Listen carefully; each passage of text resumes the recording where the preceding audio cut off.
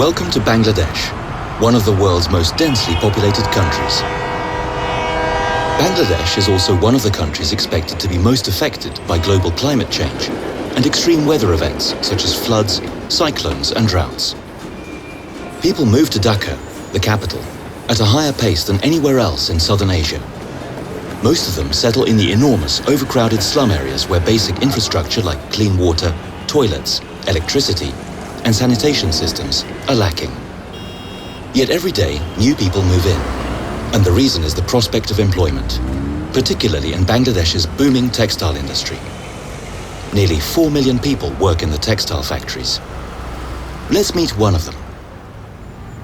Assalamu alaikum. Hi, my name is Ruma Akhtar and I work in a textile factory as a sewing machine operator. I'm 26 years old, I think, but I'm not entirely certain. My parents died when I was very small. I live here with my husband and 2 daughters next to the factory about an hour outside Dhaka. My husband works in the factory as a mechanic. I grew up in an orphanage in northern Bangladesh, but when I was a teenager, around 14, I got to move to Dhaka. I got my first job right away as an assistant in a textile factory. You're now standing in one of Dhaka's textile factories, in the part of the factory where cloth is dyed. There are around 4,500 such factories in Bangladesh, which makes them the largest textile exporter after China. Low production costs make the country exceptionally competitive, but there are serious downsides. Low salaries and bad working conditions are 2 of them, but the industry is also very harmful to the environment. To wash, color, and sew a kilo of cloth requires over 200 liters of fresh water. And to grow cotton to produce a pair of jeans takes over 10,000 liters. Just this factory alone dyes 4 tons of clothes per day, which takes 58 million liters of water. In low-income nations with poor infrastructure, most runoff and drainage water still goes untreated into nature. The factory's drainage mouth, that you see here, is an all too common sight in the area. The global textile industry is responsible for 20% of the world's water pollution. Dyeing is the main culprit, but there is also fireproofing and impregnating. The need and competition for water, dam building that affects the natural course of rivers, and the discharge of wastewater have led to half of the world's freshwater ecosystems disappearing. The rice paddy you're now standing in is only about 10 kilometers from the factory and the drainage you just saw. It's affected by changes in environment, just like all of us are. Environmental changes affect the prerequisites for a good life, especially in poor countries like Bangladesh. And it is the poor who are hit the hardest by climate change and natural disasters. Ruma moved to Dhaka to support herself, and she's not alone. It's become more difficult to live according to tradition, grow rice, and live off the land. Without clean, fresh water, neither people nor animals can survive. And of course, without clean water, people can't grow safe crops either. That's why it's so important to economize with what water there is and make sure it's treated and purified. This is where we sew the clothes.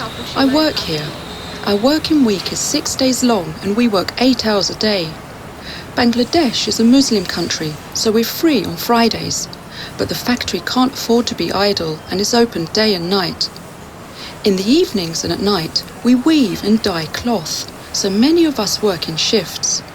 I'm very proud of my job here. This is one of the best factories in the country and I have real opportunities for advancement. Having a regular job and earning money gives me the means to help support my family and give my children the childhood I never had. But I've been lucky. At many other factories, the working conditions are not the same. Agricultural and industrial production is responsible for the greatest use of water in the world, while simultaneously levels of groundwater are sinking in many countries. This affects the possibility of sustainable development.